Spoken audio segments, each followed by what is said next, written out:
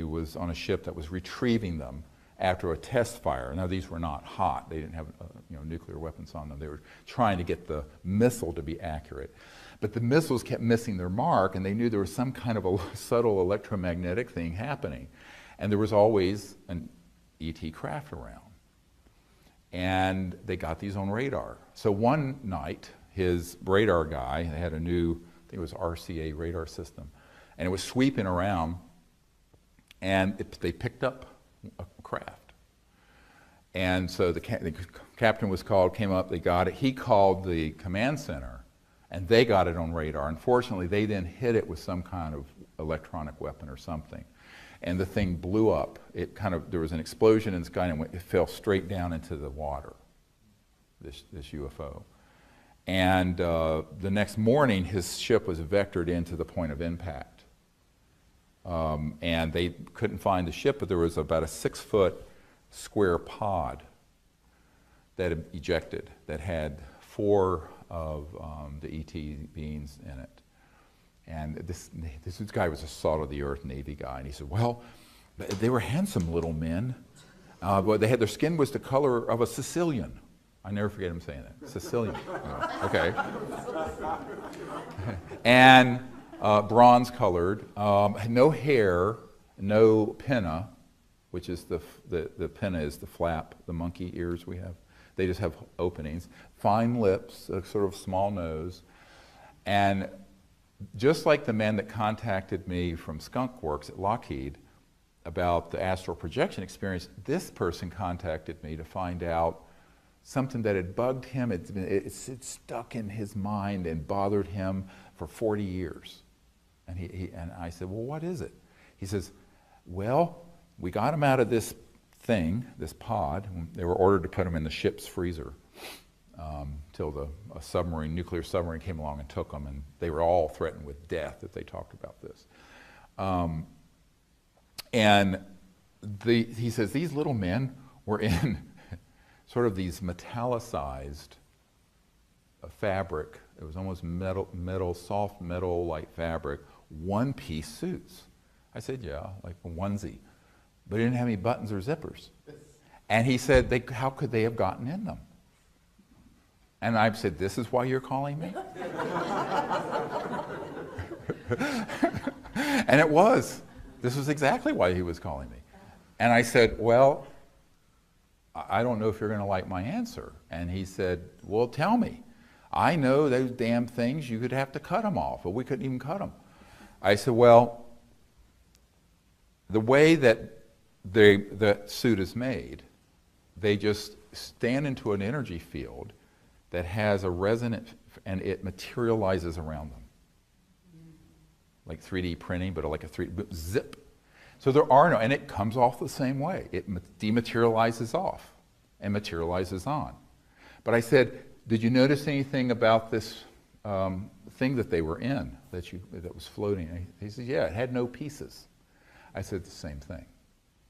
So I call this sort of a infra-ultrasonic manufacturing, where if you imagine going beyond the speed of light, speed of electrons, beyond the 0-point energy field, and creating sort of a architectural blueprint of a spacecraft that's in that dimension, like an astral, like your astral body, and have that resonate, and it comes into this dimension in toto. So it recruits the atoms, the molecules, the structures, not by digging them up and smelting them and banging them and doing rivets like we do on an airplane, but and that's, I call this extraterrestrial manufacturing 101 that I'm sharing with you. So that's why these spacecraft, the guys who I know who've gone to ones that have retrieved them, they're seamless.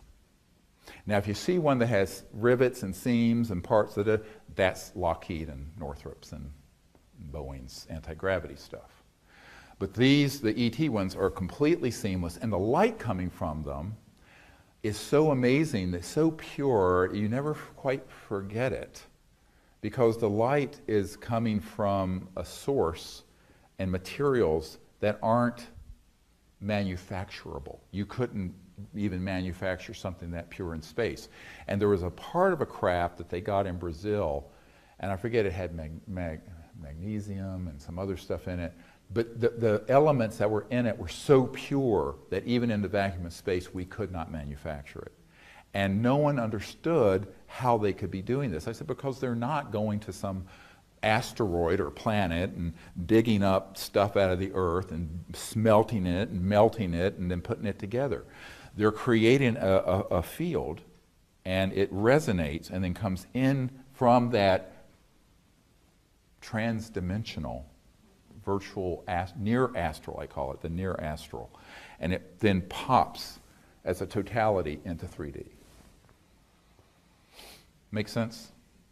Which, if you study the literature of the craft that have been retrieved and even the clothing on these beings, they're consistently this same report. Now, why is that important? Because it means that when you're out under the stars and you see something, and if it seems just, it's too beautiful to be real, it looks like a jewel. We were once in Colorado and there was an object, it looked like it was a crystalline jewel in the sky. And it was there for a number of minutes, and you couldn't even, it was painful, it was so beautiful. And then there was a fighter jet was vectored in, and the thing popped and began to go off, looked exactly like a 737. Everyone saw it. So, you know, but what's fascinating is the purity of the light and the quality of it. And then there's one more thing. These craft are imbued at the level of nanobiotechnology. You know what that is, where they're actually living and they're conscious. So the craft itself has the consciousness of the occupants, and often it's the chief pilot or the person who's actually directing it, which is usually, they will either touch it and think and they'll go. All right? But the craft itself is not just like a piece of machinery. It's actually living. And there have been more than one military guy I've interviewed who have been on retrieval missions when they get there, and the craft has been injured. I call it injured because it's organic, and there'll be a crack and it'll be trying to heal.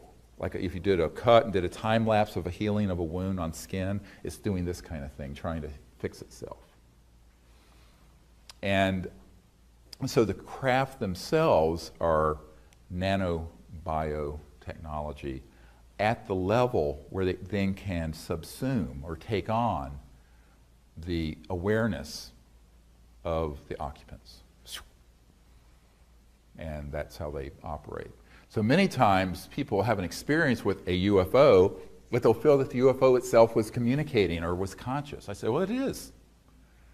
That it was like this living, organic, conscious thing. And many times people will dismiss it, and I'll go, no, thousands of people have had the same experience. And it's because it is. It is a living, conscious nanobiotechnology at the level that it can then take on the awareness of the occupant or the occupants. But usually it's the main occupant who's the anthropocentrically projecting here, captain or the person in charge. Does that make sense to people? So the really important thing to know, because if you're out into the stars, I remember last year, just before I had to take this trip to Australia, and I was laying on the beach, and I was with a friend, and it was beautiful. You could see the whole Milky Way galaxy on the outer. I was on the Outer Banks, and I was out there, and we were talking about this stuff. And there's someone who had never seen one of these objects, and suddenly in the Milky Way, an object about that big at arm's length, which is huge. It was pretty close and pretty big, materialized, and it was this beautiful kind of crimson ruby red, but it was like it was living. It was like this thing that was living, and it moved and went the whole distance of the Milky Way galaxy. It wasn't an instantaneous thing. It was there for a little while. I don't know if anyone else on Earth saw it, but we saw it. We were looking straight up. And it was like it was alive. The sky was alive, the object was alive.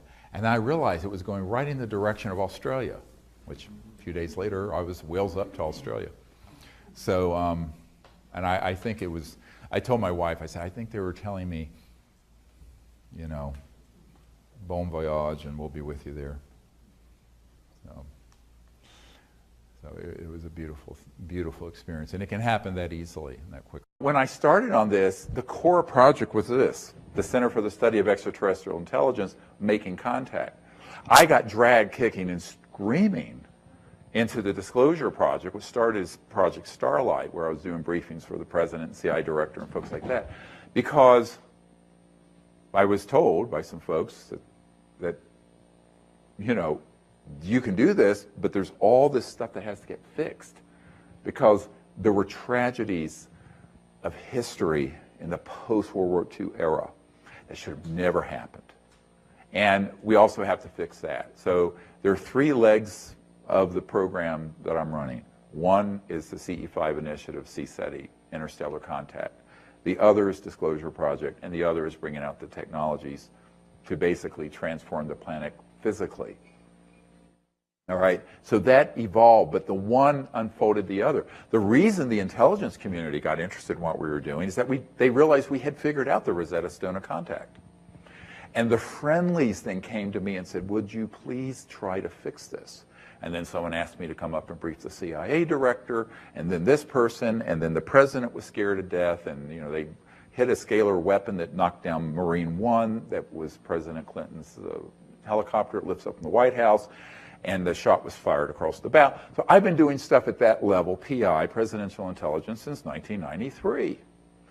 But you know, frankly, that is not where my real passion is. My real passion is what I'm talking about today. And it's in a way sad that we're having this generation, those of us between the ages of puberty and senility, I think everyone here, most of us, are really having to correct a problem from 50 to 100 years ago. Because remember this, high voltage, free energy, they didn't know what it was, technological systems that just generate energy, late 1800s, early 1900s, Tesla, Faraday, Maxwell. EMGs, electromagnetogravitics, where you can create a high voltage at a certain resonant harmonic where you get lift, 1920s, T. Townsend Brown. So we could have had world peace, free energy, anti-gravity, no roads, no pollution, no poverty, and a just and peaceful civilization around the time of my grandparents and great-grandparents. All right? But it is still, even though this is my passion, it's also an act of tremendous compassion to fix that problem. Because it doesn't, if everyone's running around enlightened and remote viewing, but we're cannibalizing the planet and destroying it, that's pretty stupid too. So this is all part and parcel of an endeavor. I just want you to understand that. And we're at a point where we got to make it happen, because you know, the Earth, the Gaia, is a conscious living entity. Literally, it's female. She's female. It's living, and it has its consciousness. Not human. Don't anthropomorphically project. But it's a conscious living being. And this was really made clear to me in 1990 when I had a contact experience and went out into deep space and actually was introduced to each planet in our solar system. It was really cool. And I realized the Earth, and there was this enormous unconditional love from the Earth that was radiating to me as I was out there. This craft was in our front yard at our house in Biltmore Forest, next to the Vanderbilt Castle in Asheville, North Carolina. And I went, and then I saw Mars. Mars is male. Venus is female. Mercury, I think, is gay. It must be, and kind of androgynous. It sort of kind of swings both ways. And Who cares? Saturn. So I actually was introduced to each planet. And then I heard that within the planet, each planet, there was not only the consciousness, but a sound. And it sounds corny. It's like the music of the spheres, which is real. And I could actually hear this pure tone coming from each planet that was there. It was all these different tones. I'm not very musical. You don't want to hear me sing. That's tragic. And so as I heard each one, then I became aware that every star was conscious and was a being and awake. And then each of them had a tone. And I went into a state of consciousness where every single standing wave tone from everything in the creation blended into one pure note, one tonality. It was beautiful. Beautiful. So what I tell people about this is that the cosmos is inside your consciousness. Everything, every level, every structure. And so, let yourself be there. And when you do, then you become this sort of a child of the cosmos who's free to journey. And it's beautiful. We have our bodies, we have our individualities, but we so limit ourselves by not understanding what's really inside us.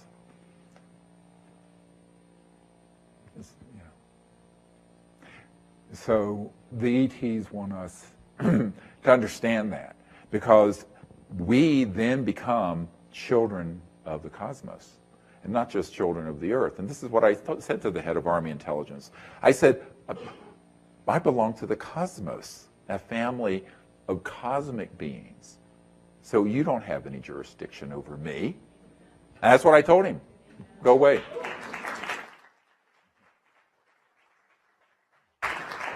And that gives you such enormous sense of freedom. Never be intimidated. All right? Don't be. Let yourself be free.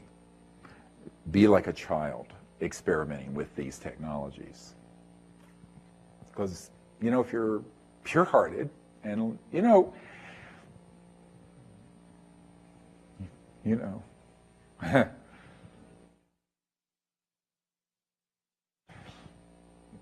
one of the things, can I get choked up talking about this?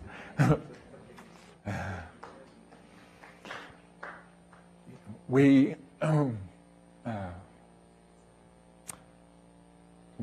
at a time where we cannot limit ourselves anymore. And the future that has been forestalled for 100 years is trying to burst through. But guess what? It isn't going to happen by the ETs landing on the White House lawn. It's going to happen internally through us. And that's what the universe is waiting for.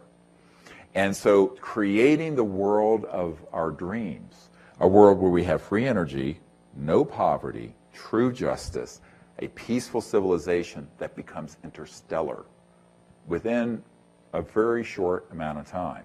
That's the task at hand. And it's something we can accomplish if we just realize that there's this power within each of us to manifest and create it. But we first have to have the vision of it. If you don't have the vision, where are you going? This is why I'm trying to share this beautiful vision. And that's really what started all this, was contact. And, the whole Disclosure Project and the Orion Project was the project trying to deal with the technologies, was something that was being done because we have to also do that out of compassion for the Earth. Because the Earth is a living, conscious being. And we're killing her. And, there was this enormous unconditional love from the Earth. But there was this sadness. And the Earth was saying, this isn't going to continue for much longer. Because it cannot. You cannot have 7.2 billion people living with coal-fired systems. India, China now have some of the worst air pollution in the world because they're industrializing like we were in the 1800s. How do you fix this problem? Well, not from the consciousness that created it, but the consciousness of our technological systems is a reflection of our inner state. Division instead of unity. Over unity systems are integrative, and they're life-supporting. They don't hurt the earth. Burning coal and oil, and never mind fission, nuclear power plants, which is basically a steam engine where you're heating water by splitting the atom and causing all the Fukushima-type waste. These are destructive things that cause cancer and air pollution and death and destruction. But that's a reflection of our inner state collectively. So collectively, we need to have a consciousness shift into this higher state of consciousness that is the foundation for these technologies coming out.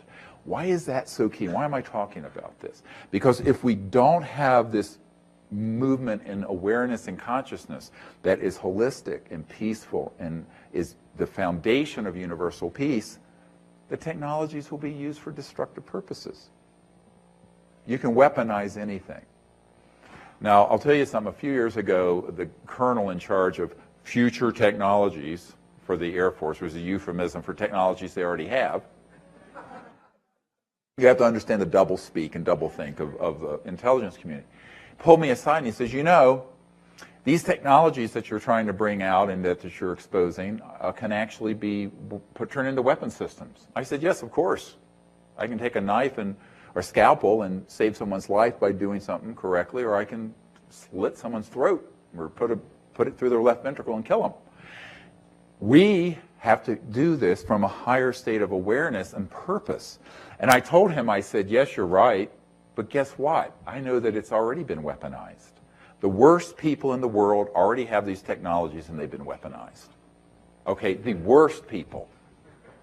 So let's at least bring out the ones that are the entry level, stage one, level one technology, so we create the world of our dreams with no pollution and free energy and abundance and the end of poverty.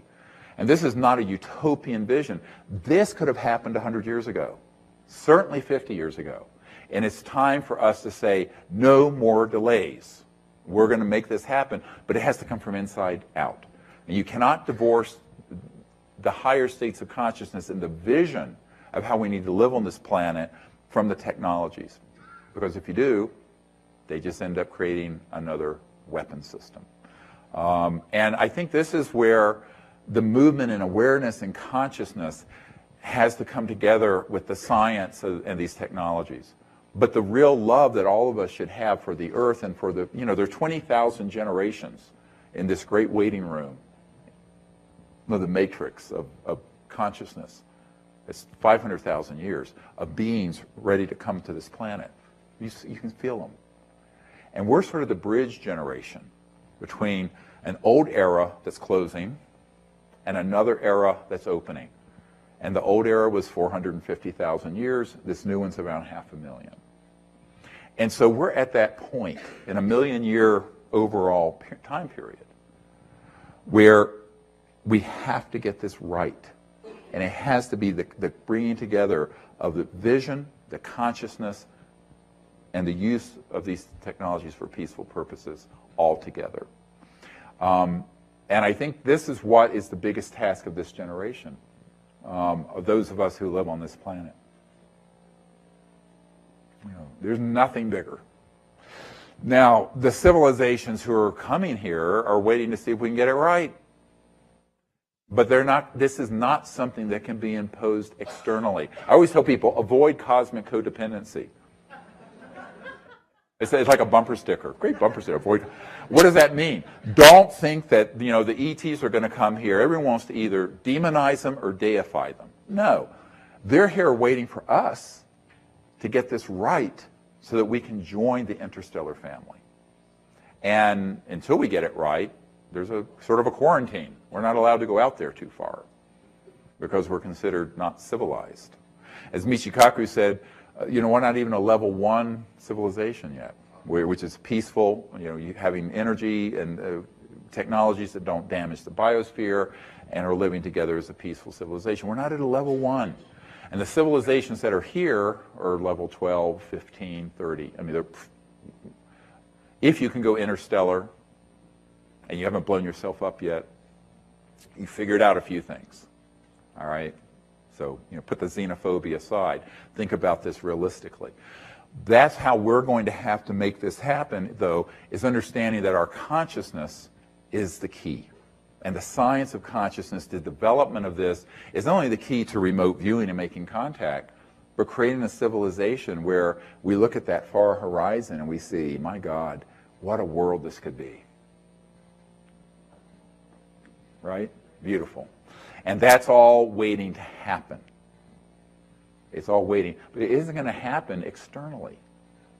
No, they're here to help and to assist, and they're watching. But it's really got to be done. It's like us going to Afghanistan and trying to impose Jeffersonian democracy. Stupid. So, sorry. I mean, I don't mean to offend anyone, but hello.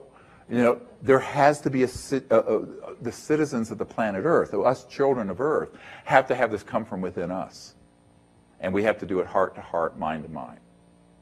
And so that's why I want you to feel the power of not only the consciousness within you, but the power of this vision. And I remember just before the National Press Club event in 2001, very stressful period. I mean, death threats galore, all kinds of machinations. And we went up to Joshua Tree National Park, and there's a cave. We call it the Shaman's Cave, and we went in there to meditate, and it's where you can see the petroglyphs in it. It looks like a UFO, actually. It's this domed thing. Nobody knows how to find it. We know how to find it. It's fun. And we went in there, and we were meditating, and there was this very clear message that came. You're the vision that must guide the world. And it was all based in this consciousness developing and spreading amongst humanity that allows for not only the disclosure and the veil to be pulled back on all these secrets, but these sciences and technologies to be brought out, but in non-harmful ways, in beneficial ways. And that is what really is the core. And we're going to take a break in a minute, but as we take this break, I want you to think about the power of that vision and thousands of people not only experiencing this state of consciousness, but then manifesting it. So once you learn to go into deep consciousness and remote view, you can also use that same technique to see that vision and see the world that's ready to be born. And I say we're sort of cosmic midwives. There's this new world ready to emerge, and we need some skilled people to help in its transition. And that's our role.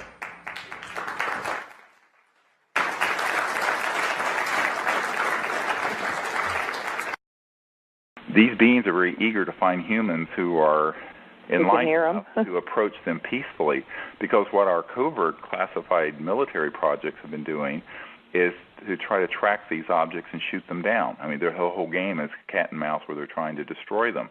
So, is that what Star Wars was really about? I mean, yes. the satellites and all during the Reagan administration? Yes, and of course, and I have been... if people go to disclosureproject.org, they'll see that we have testimony from over 100 top-secret military and intelligence witnesses who've dealt with this issue, and a number of them describe our attempts to down and to attack these objects. It's a very dangerous and foolish thing that we're doing, and it's threatening the equilibrium of the world, quite frankly, because... So when do you think they're coming? Why? Yeah. Well, I think they've been here around for many thousands of years. I seriously doubt it's a recent phenomenon. I think that if you look at this, and in talking to people in British intelligence and the people in the United States military, the real increase in these events happened around the time we started detonating nuclear weapons.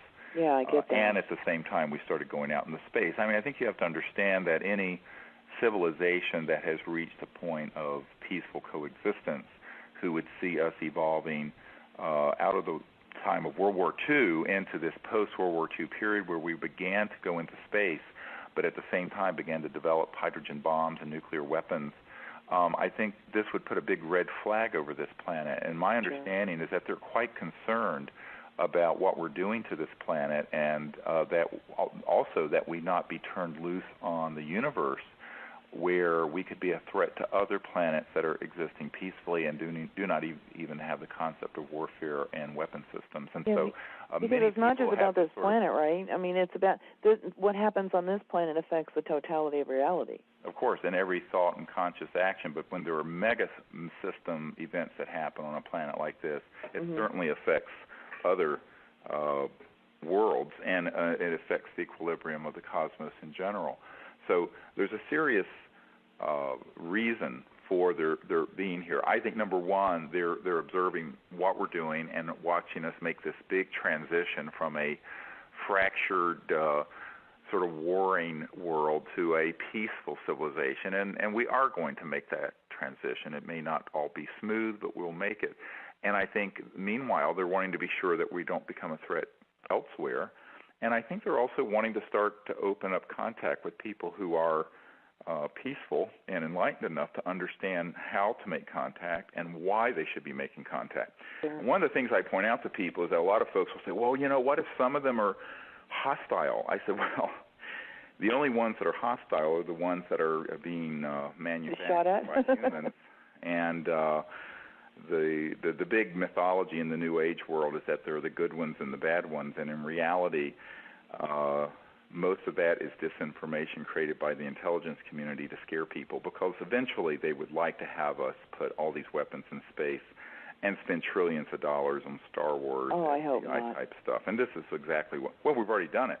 I mean, yeah, but I mean, I have folks who worked on these in the 1960s, where we already had weapon systems that were based in space that were targeting these extraterrestrial vehicles. So this has been going on for 40 years. There's not just one race that's visiting us, though, right? I mean, do you get that? Oh, there are dozens. Yeah. And none of them are hostile, and none of them are harmful. And some of them are quite worried about our hostility and have done things to try to contain us. And I think that containment, like a quarantine type of exercise, has enraged some in our classified military projects, and they don't understand why these beings would not want us, for example, to be traveling with our experimental anti-gravity vehicles, which we have, all the way out to Mars or all the way out to some of the other planets. And the reason they don't want us out there is because we're not going out there with the right intention. So the core to making contact with these beings, and the key to humans as a species being welcome in space, is establishing universal peace. World peace won't cut it. Yeah. It's not going to be enough just that we have peace on Earth. We also have to have universal peace, which is what we're telling people, is that it has to evolve into an understanding that peace has to occur not just on Earth, but our whole attitude towards the cosmos has to become peaceful, or we're not going to be allowed to fulfill our potential to become ourselves interstellar beings. Boy, Stephen, we have a lot in common. This is awesome. Well, you know what I find fascinating is that there are so many instances where the military has fired on the ships. I mean, even going down to Mexico and interfering with things that were going on down there, our government. And I don't know of any instance where any of the ships have fired back or done anything destructive. No, it has never happened. And, you know, if you go to a UFO conference, quote unquote, you'll find that at 90 to 95% of everything being shared there is some type of concocted disinformation designed to scare the bejeebies out of people. Yeah. Because, you know, just like 9/11, the way that you control the masses is through fear, which is the opposite of love and the opposite of peace. And I think that this psychological warfare technique has been used for, since the beginning of time, for demagogues to control the masses. And yet, when our team has gone out all over the world, I mean, you have to understand, we have had an advanced diplomatic team that has gone all over the world to areas where these ET beings are being seen. We've made contact. We've had nothing but the most beautiful and peaceful encounters.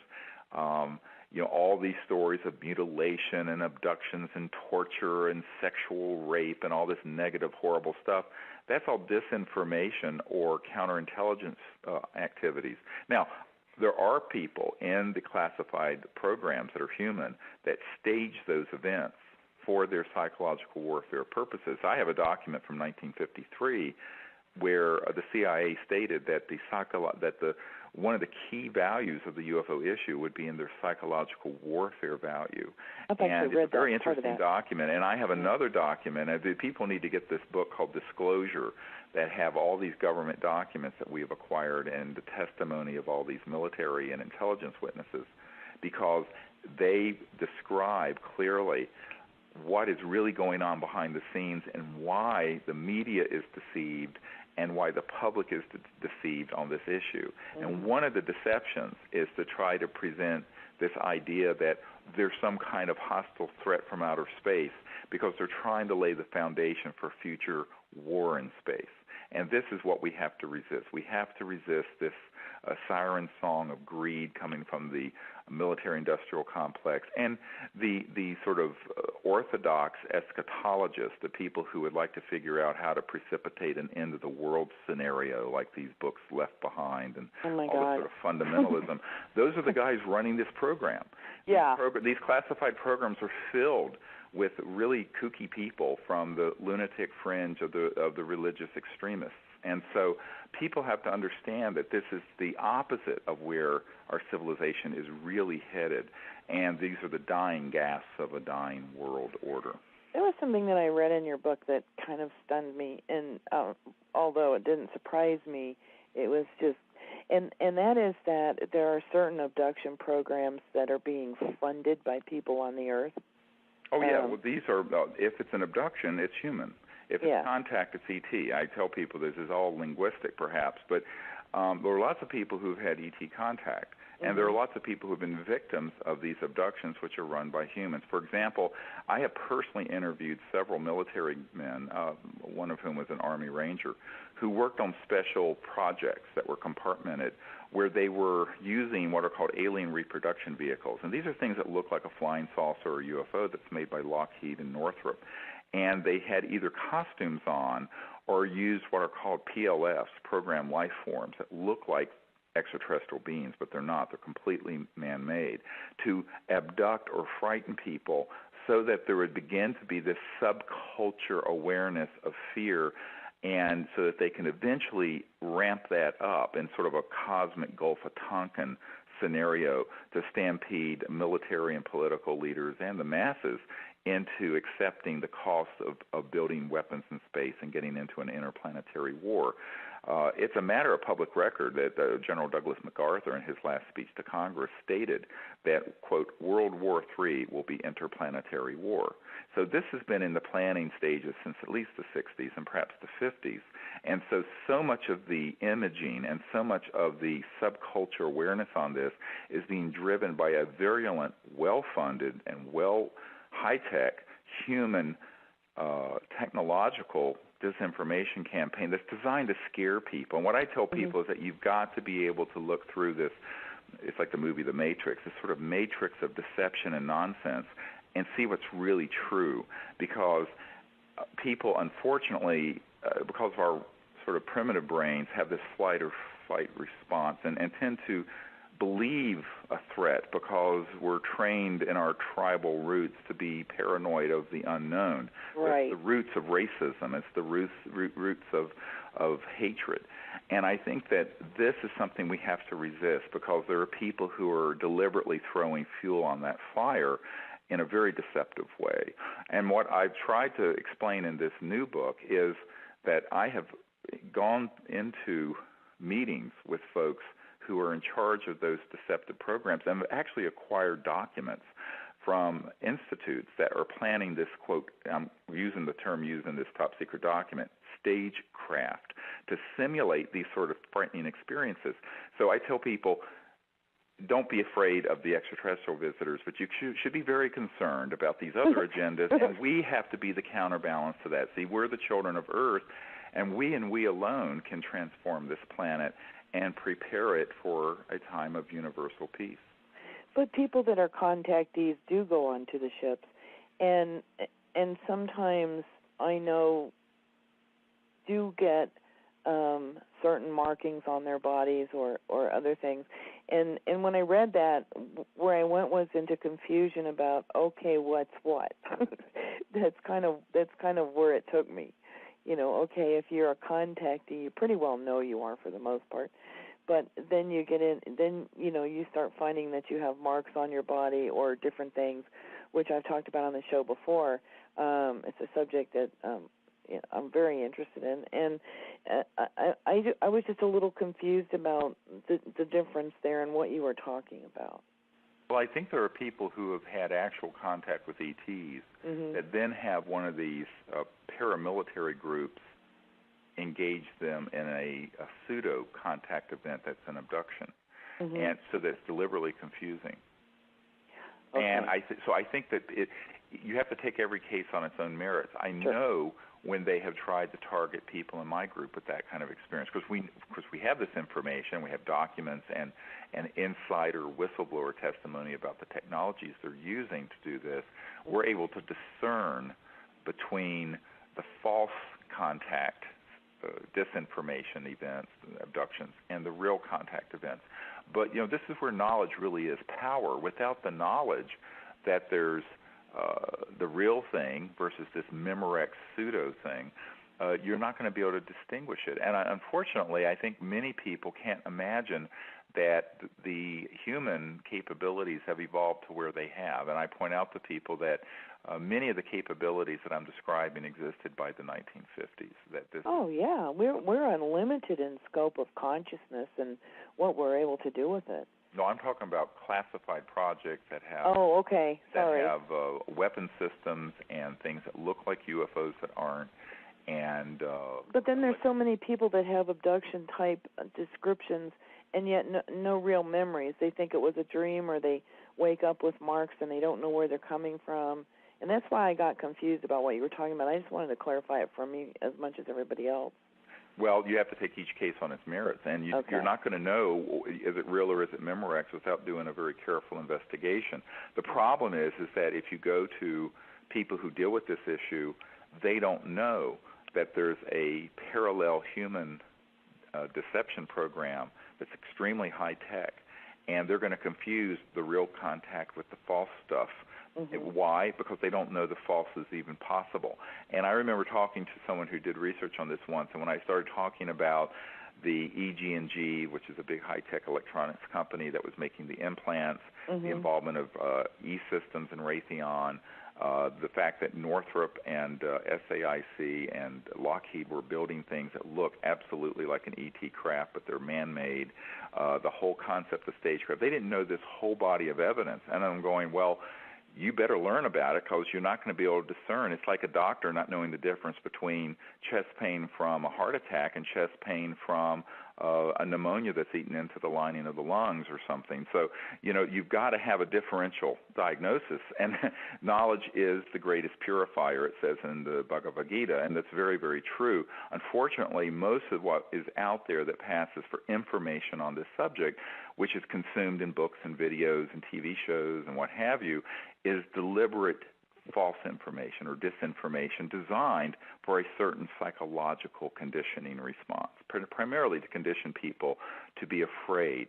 And what I've said to people is, well, let's put all that aside and let's actually go out to these places and make contact with a group of people who understand the technology of contact. And we go out not only with these consciousness technologies we're using, but also with laser systems and electromagnetic sounds that we send up and all these things.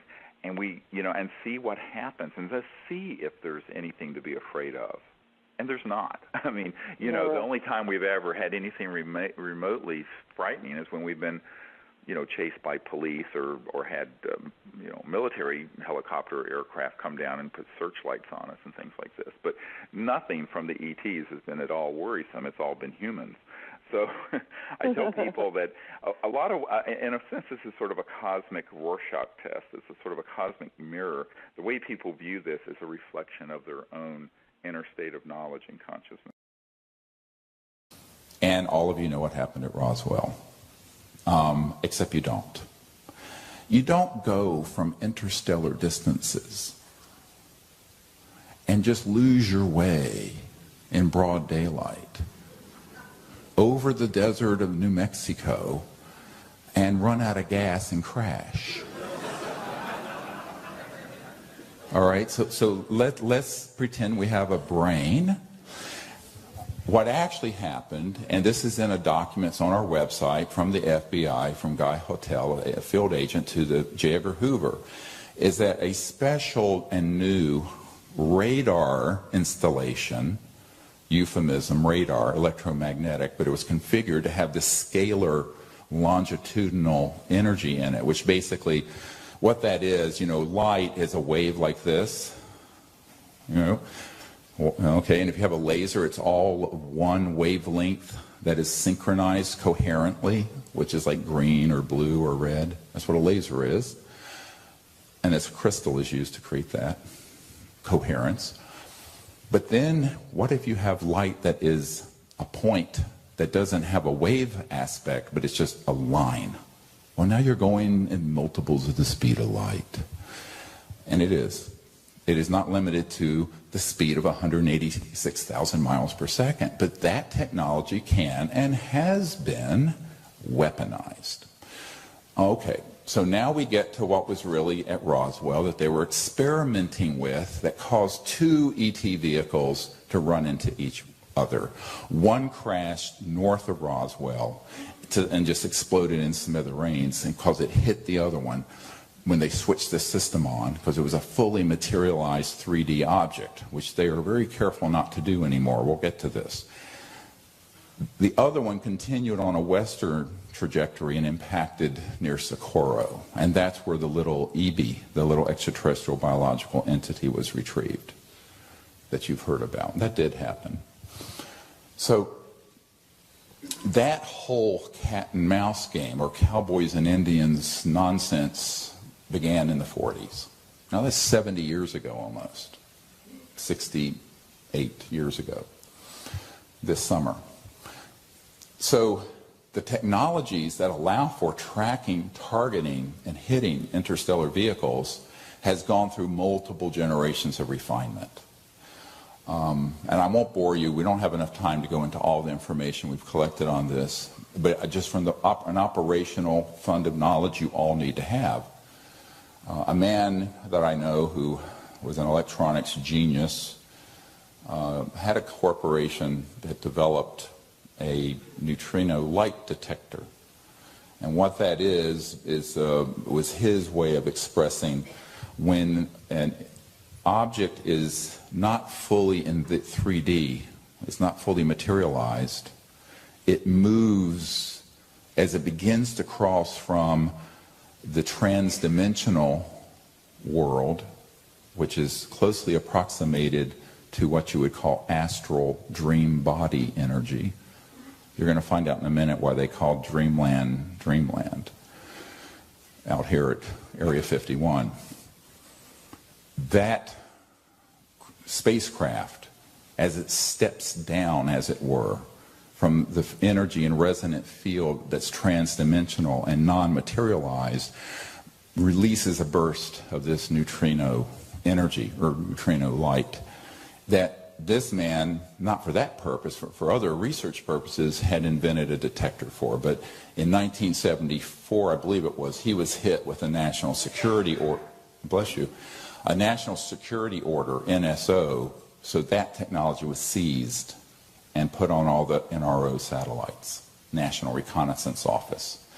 So now we have a geosynchronous position satellite system that looks not only towards Earth but out into space with these detectors that can pick up an ET craft when it's stepping down out of transdimensional space, we'll discuss this, or hyperdimensional, into 3D, and then lock on it, and they will then attempt to hit it with one of these scalar longitudinal weapons, and sometimes with EMP, other kinds of electronic weapons.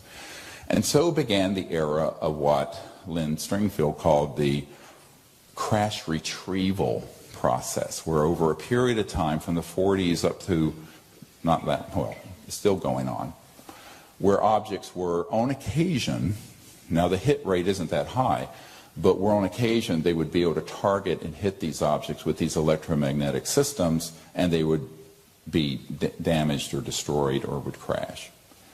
I have one man on my team who worked near Fort Huachuca, which is Army Intelligence Headquarters, and there's an underground base there. And back in the 70s, at that time, they had 9 extraterrestrial vehicles that were in storage there, and also the bodies from different species had been autopsied near Fort Huachuca, which ironically is near Tombstone, Arizona.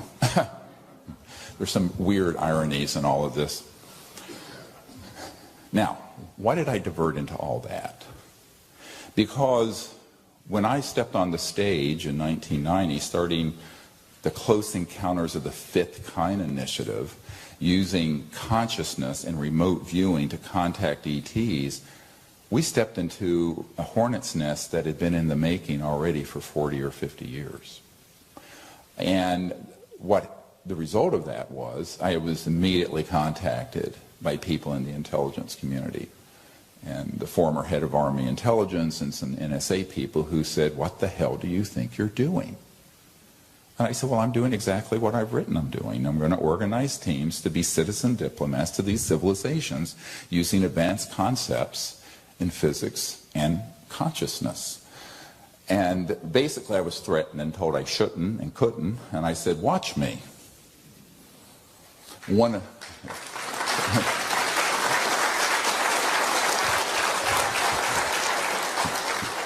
This was my initiation into, so now we're 23 years into me. This was in April of 1992 when this happened to me. And I was taken to a room till 3 in the morning and given the rubber hose treatment. Basically, and I turned to this guy who was on this majority committee for intelligence, Majestic, and I said, look, I'm going to do this. I'm not rich, but I'm a doctor. I don't need your money. I died when I was 17, and I know there is no death, and death is a myth, so I'm not afraid of you. And I figured out the Rosetta Stone of contact, and there's nothing you can do about it if enough people start doing it. And he went like this and looked at me and said, well, you know exactly who this son of a bitch is? This old white-haired guy said, yeah, that's right, I am that son of a bitch. And then I said a few other choice words. Hey, I'm an emergency doctor, not, a new age, whatever. So, here comes the chest tube. Nice. But, I basically said, look, I've done some research on you, and I've got some documents on you that if you get in my way, you'll be in Fort Leavenworth Federal Penitentiary for the rest of your life. So leave me alone.